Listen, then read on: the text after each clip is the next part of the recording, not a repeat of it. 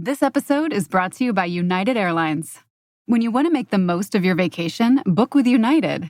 They're an airline that cares about your travels as much as you do. United is transforming the flying experience with Bluetooth connectivity, screens, power at every seat, and bigger overhead bins to help fit everyone's bag. And with their app, you can skip the bag check line, get live updates, and more.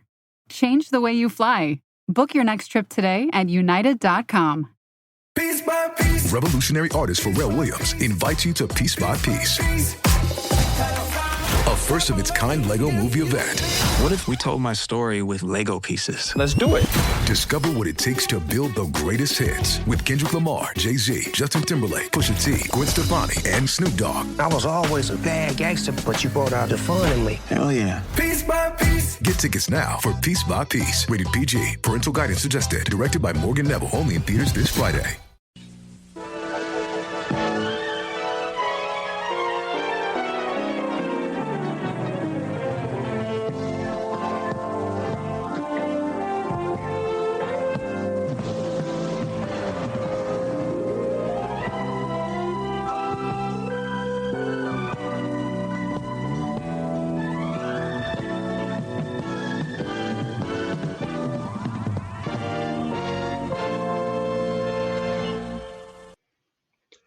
Hello, everyone. It's time for Vanished Chicagoland Stories, the podcast. I'm your host, Pete Costanis. This is episode 370, season 15. Today's date is October 8th, 2024, and welcome to the show. On today's program, I'm going to talk about, the sports show, the George Michael Sports Machine show that aired on WMAQ TV, Channel 5 in Chicago on Sunday nights. Also, I'll talk about my memories of the Peter Pan restaurants in Chicago. I think I did a podcast episode about them a long time ago, but I'm going to revisit that. And it should be a lot of fun. Okay. But first, we're going to go into a commercial break. And this program is brought to you by Amore Cat Food. Well, I hear the song from Dean Martin in my head right now. That's amore. So here's a commercial from 1986. Yeah, I remember this. I remember the commercials very well. I used to watch them. On television in the 80s. So sit back and relax, and I'll be right back with the show, folks. Thank you. Federica. You bring your boyfriend, eh? Okay. Dinner for two. Let's see what's on the menu for lovers. Amore. For you are the best. Tonight, tender bits of beef in a nice, rich gravy. That's amore. Give your cat a little love every day. Amore. Angelo Noe. The way to the heart is through the stomach. Okay, everyone, I am back. I hope you enjoyed the commercial for Amore, gourmet cat food. I remember this cat food brand very well. I remember the commercials. It was that old Italian guy, and he had the cats visited him. I wonder if that guy's really Italian. Maybe he is. Maybe he was. I don't know. Anyway, that was on the market from the mid 80s until the very end of the 80s. It's not on sale anymore. I don't know what happened to it. Maybe the cats didn't like it. Maybe it didn't taste good. I don't know. They seem small. The cans, that is. I have no idea.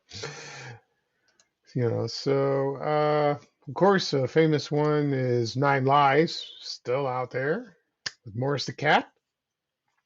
He doesn't do commercials very much. I don't see him, but I know he's running for president. Maybe do a better job than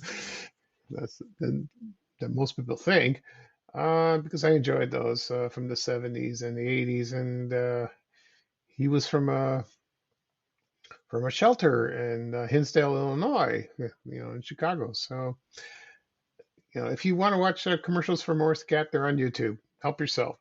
They are fun to watch. He's a grumpy cat. This is the grumpy cat before the grumpy cat. Okay. All right. In the beginning of the program, I mentioned I'm going to talk about the sports show, George Michael Sports Machine Show, and also talk about my memories of the Peter Pan restaurants in Chicago. Before I get started, I'd like to say something.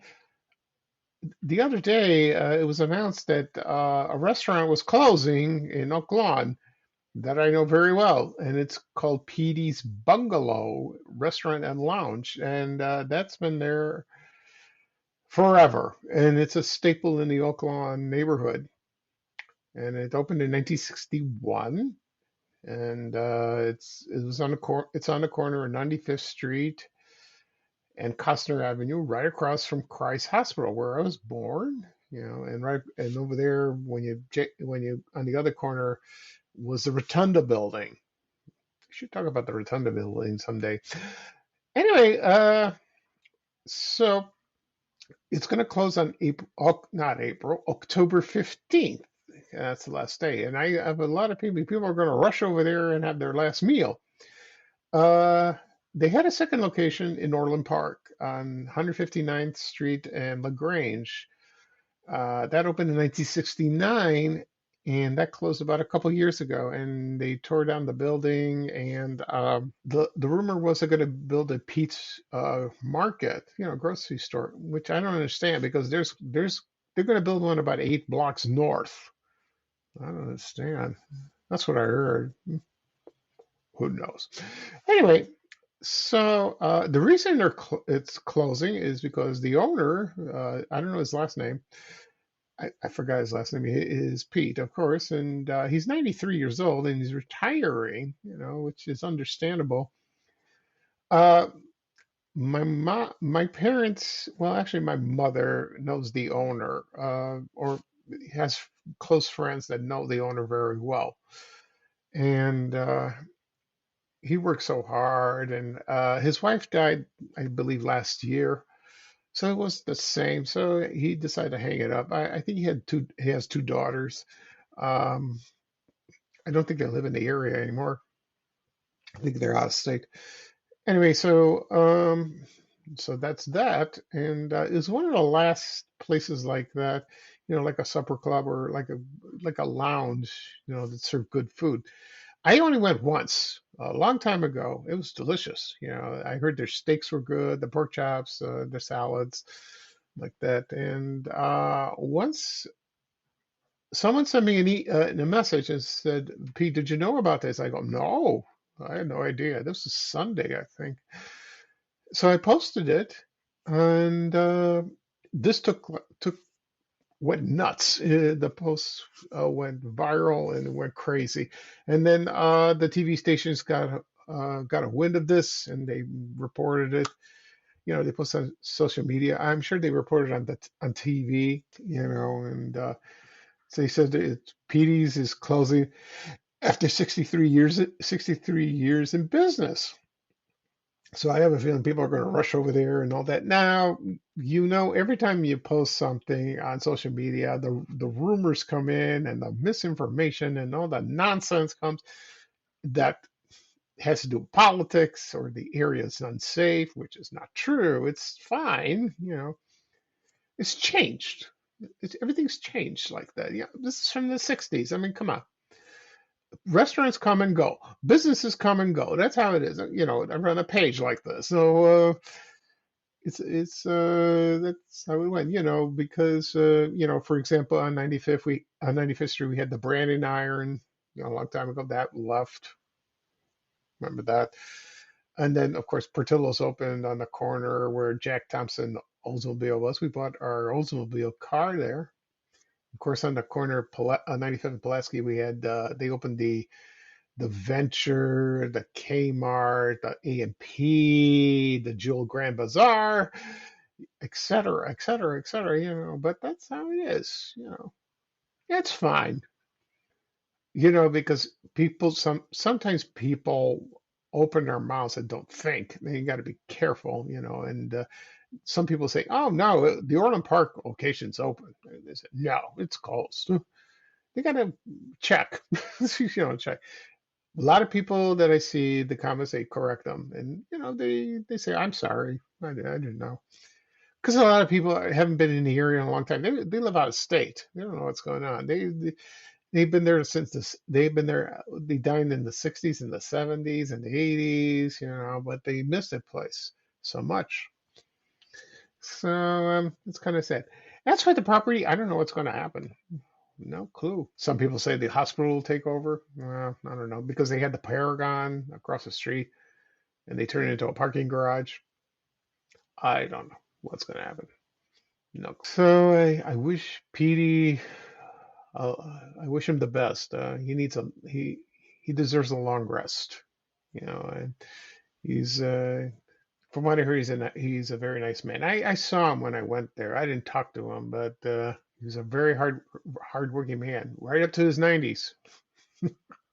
That's amazing. I have a feeling when I become 90, over 90, I'm just going to be sitting, sleeping. That's probably what I do now. I hope not. I'm trying to be active as I can. Okay. So that's it for that. Right now, I'm going to talk about the George Michael Sports Machine. Now, George Michael, I'm not talking about the singer who passed away. This is another George Michael. Who knew?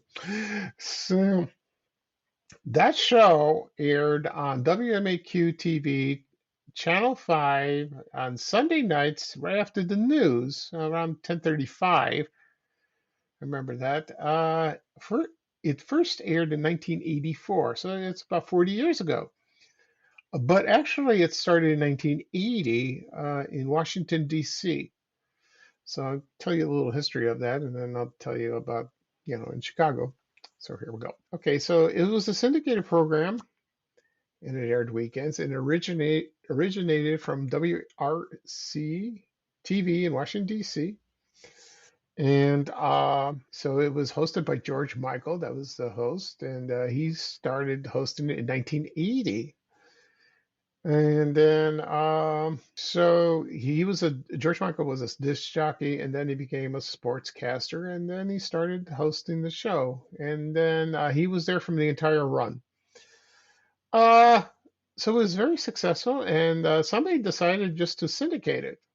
And you know what? That was a great idea because it was right after football, which most people do. They watch the football on Sunday nights, and they want to see the wrap up before they go to bed. Anyway, so they just the thing was they had just highlights of the show, not just football. They talk about baseball. They talk about basketball, not just in Chicago, but all over the United States. They didn't have interviews much. Not really. They had, but they did talk about certain athletes at the end. They do an in-depth story like that. That was toward the end of the show. I don't know if they did bloopers. I think they did. I don't know. I have to ask my brother about that because he watched the show religiously. I saw it a few times. George Michael seemed like a very nice guy. Knew what he was talking about. Anyway, so let me talk about George Michael. And, his name is George Michael Gimple. And he was born in St. Louis, Missouri. Born on March 24th, 1939. So he attended St. Louis University. Of course, I believe it's in St. Louis. Maybe it is. Yeah, it is. Then he did radio broadcasting. Then he became a disc jockey. And then he went to Milwaukee. Then he worked in Denver. He was, his nickname was the King. Okay. Anyway, and then he went to Philadelphia, and then he moved around, and then he came to Washington D.C. and started hiring the show. So he was but first he was hired in New York on about 50 years ago. And then he just moved, then he became over there and then, to Washington, D.C. So my memories of that show is like, of course, I always ask my brothers, is George Michael going to be on? He goes, yeah, he's going to talk about the sports. I remember in our old house, they used to watch him with the TV like that. And it lasted about maybe an hour or so. I guess I got to double check. I think it did. Yeah, just about a half an hour. And then once you're done, you go to sleep, just like I said before. So let's see what else. So then he just retired. The show ended on 2007, and then they got a co-host. Her name is Lindsay Zarniak, and I hope I pronounced her name. And she came from the same station. That didn't last long. So the last show aired March 25th, 2007. And then, so George Michael, retired, and he died on December 24th, 2009. And he had leukemia, which is very sad. But when I hear about George Michael, I hear of the singer. I hear the album Faith.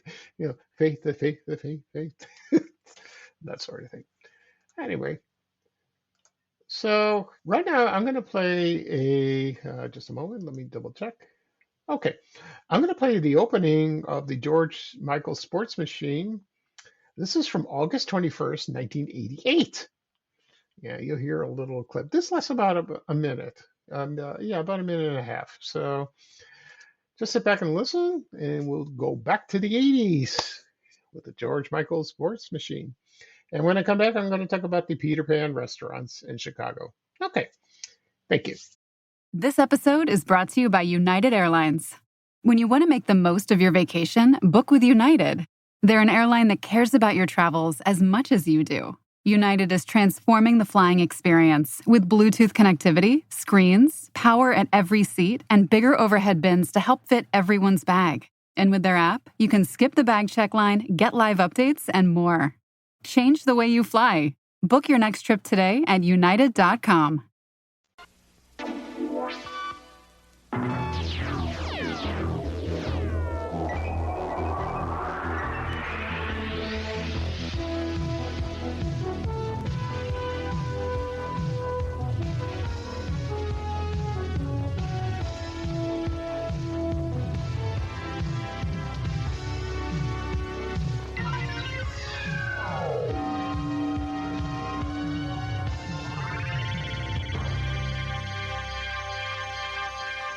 Good evening, everybody. I'm George Michael, and welcome to the Sports Machine.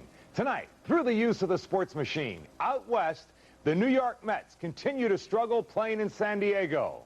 For a young receiver in the NFL, there's been disappointment amidst his greatness. It was another day of bad luck at a bad time for Mario Andretti. And he has matured, but Jimmy Connors says he will never mellow. With just 6 weeks left in the regular season, the Oakland Athletics are in super shape. They've led the American League Western Division most of this year. Today's performance, I think, kind of typified the perseverance that's kept them in first place. You see, the Athletics blew a lead, then regained the lead in the 8th inning. They downed the Red Sox 5-4. Now, in winning, the Athletics prevent a sweep by the Boston Red Sox, while meanwhile, Boston falls 4 games behind the Eastern Division leading Detroit Tigers. The Tigers this afternoon, they shut out an excellent White Sox team, 5-0. Jack Morris pitching a 2-hitter. Let's go to Tiger Stadium in Detroit. We're in the bottom of the 3rd inning. Okay, everyone, I am back. I hope you enjoyed the introduction of the George Michael Sports Machine show. That takes me back. There are similar sports shows like that now, after, like post games and like that sort of thing. You see them on cable like that. So, like after the basketball game, like TNT has them, that station like that. So, recently the Chicago Sports Channel, the NBC Sports they shut down, I think around a couple, about a couple of weeks ago, and all the guys moved on. They got other jobs, so that's okay. Most of them landed on their feet, so that's great. All right. Of course, they have a news station. I forgot the name of it, but it's on WJYS, Channel 62. It's over the air. If you have a antenna, fine. If it's on cable, yeah. If you have cable, I think AT&T or Uverse or now it's DirecTV or Comcast or Xfinity. Maybe it's there. I haven't had Infinity in a long time, so hopefully you can watch that because I think they're going to broadcast the Bulls, not the Bears, the Bulls or the Blackhawks and the White Sox. Yeah, I think I'm right about that. Okay. Right now, I'm going to talk about the Peter Pan restaurants that were in Chicago. I remember when I was a little kid, I used to hear this business when I was growing up because my mom mentioned it from time to time. She knew the people that owned it because when we were growing up in South Shore, on the east side of Chicago, southeast side. I guess you can call it that, Southside, whatever. There was a restaurant, Peter Pan. It was on the corner of East 71st Street and Jeffrey Boulevard. Excuse me, and it was right by the IC tracks, which is Metra, but they call it the Illinois Central. And across the street was the Jeffrey Theater, and of course the South Shore Bank. And people used to go to the theater in the old days, and or even before, before they catch a movie, they go get something to eat, or after the movie was over, they go across the tracks to have a snack or a dinner. I don't know when it opened. Sometime maybe in the early 50s, maybe earlier than that, and it lasted about the 60s. Like I think like mid 60s. The neighborhood changed, and then we moved out in 69. But there were other locations. So I will tell you the locations of the restaurant. Also, I have a menu, and I won't read off I always say that I won't read off the whole menu, but I'll see what I could do. I'll go take a look. So here we go. I'm going to tell you the locations they had. I'll be right with you. Okay, here we go. There we go. Look at this. So first they had it at 71st and Jeffrey. That was only one on the south side, like that. According to this menu from the 1950s, they also had some in other states. Like, for example, they had two in Michigan, one in Detroit, one in Lansing, and the one was Boston. I don't know if it's affiliated with that. I guess. I don't know. They had one. They had two in downtown. One was at Adams and Wabash, and Adams and Dearborn. Yeah, so they were close vicinity. Also, one in Madison and Cicero on the west side. That's the Austin neighborhood. North in Harlem, by the border of Oak Park and Elmwood Park, right there. Also, they had one next door to the Esquire Theater at 50 East Oak Street. Also, there were two on the north side, Devon and Western. That's at the Westridge neighborhood. And also Lawrence and Broadway. I think there was one in Berwyn. Maybe it wasn't open yet. I think it opened later on, but that's what I assume. So Peter Pan I don't think it was based on the story by, I think it's James Barrie. And then they made a movie, a Disney movie, in 1954, the animated movie, which was pretty good. I have it on DVD. So I guess I don't know. They just maybe the guy's owner was Peter, and added a Pan. I don't know. We'll see about that. I don't know. I have no idea. Anyway, I have the menu right here. This is from the 50s. First up, they had malted milks, like milkshakes. They had, all kinds of flavor: chocolate, vanilla, strawberry, pineapple, root beer, strawberry, cherry, raspberry. Oh, pretty good. They had a lime float with pineapple sherbet. That sounds good. Of course, Sundays, I won't read the flavors. They had banana splits, and and there were more of that, fancy desserts like that. So that must have been good. Anyway, I'll get to the burgers. They had charcoal burgers. They were quarter pound, burgers before McDonald's. So let's see. Also, so the number one was a Peter Pan burger. It was like it was on toast. It was served on a toasted bun, open faced with sliced tomatoes, and you're serving as French fries and coleslaw. That cost 78 cents back then. Okay. The other one was a cheeseburger, same thing. They had the Latin burger, only they had hot banana peppers served. Also, the Dagwood burger, that's like a double portion. It's a double burger. And stuffed olives with tomatoes. That sounds good. They had breakfast, or no, they had waffles that you could serve, of course, with bacon or sausage, with pecans, ice cream, strawberries. Oh, sounds good. But they also had other burgers. They had the Riviera burger. That's like a grain-fed burger. That sounds interesting. I wonder if it's grass-fed. Of course, the most famous burger that came out of Peter Pan was the olive burger, and it was like it was sliced stuffed with Spanish olives on a toasted bun. Oh, that sounds good.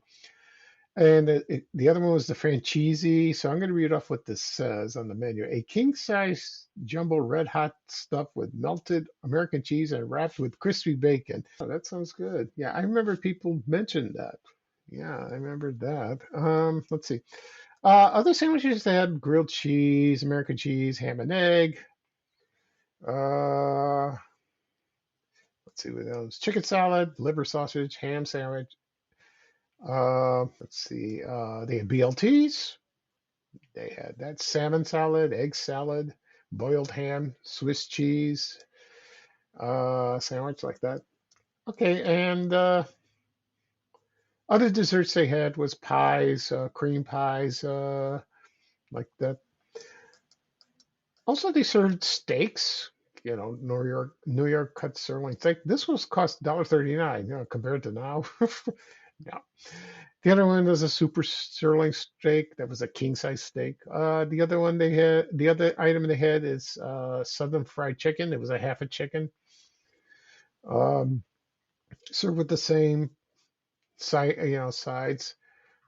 They had a hamburger steak, which sounds good. I like that. Yeah. And fish, they had French fried shrimp and haddock steak. They did that. Of course, they serve eggs, any way you want it. 2 eggs or an omelet, which you like.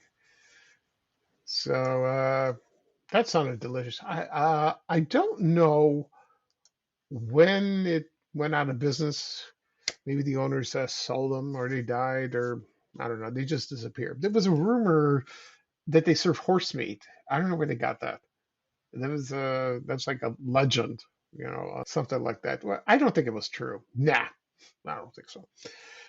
Anyway, so it was one of the establishments in the early days of Chicago that served good food, and it was convenient at most locations like that. So a lot of people have fond memories of that place. They really do, and they still talk about it to this day. So that's awesome. Okay. So that's it for this show. I'll do a recap of what I've talked about. I talked about Petey's Bungalow that's closing next Tuesday. If you can make it, the last day, or you can go now, have your last meal. That's located on West 95th Street and Costner Avenue in Oak Lawn, right across the street from the Christ Hospital.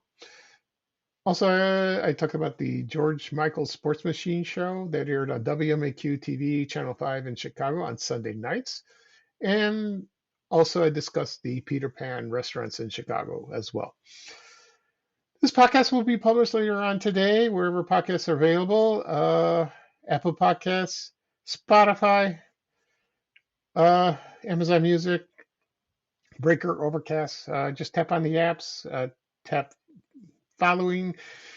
You receive a notification for the latest episode, and you can do that on your devices, your iPhone, your iPad, or maybe desktop. Help yourself. Also, it'll be uploaded on my blog, vanchicagoland.blog. You can click on the link, it'll take you right there. Also, it'll be uploaded on my YouTube channel, Van Chicagoland Stories. Again, people always ask me, where do I find your podcast? Where do I find your podcast? You can find it on YouTube. Do a search, Van Chicagoland Stories. Tap subscribe. You will listen to the latest episodes. You also receive a notification for I'm sorry. You can listen to the latest episode. You can listen to previous episodes as you wish, and it's right there. People always ask me, I think that's an easier way to listen, like that. You won't see a picture of me. So, well, that's okay. And of course, it'll be shared on my social media accounts, Facebook, X, LinkedIn, Reddit, Blue Sky, Threads, TikTok, and Instagram. So copy the link. It'll take you right there. It'll probably take you to the apps and listen. Okay, so this is Pico Steins, your host for Van Chicagoland Stories. Thank you for joining me. Today is a lovely day. It's a little cool, so it's October. It's fall. And I'll probably do another podcast episode this weekend. Okay. So here's Bye-Bye for me, and here's a little traveling music with Ray Rayner saying bye, bye, bye. Take care, everyone, and so long. We have to go. Bye, bye, bye.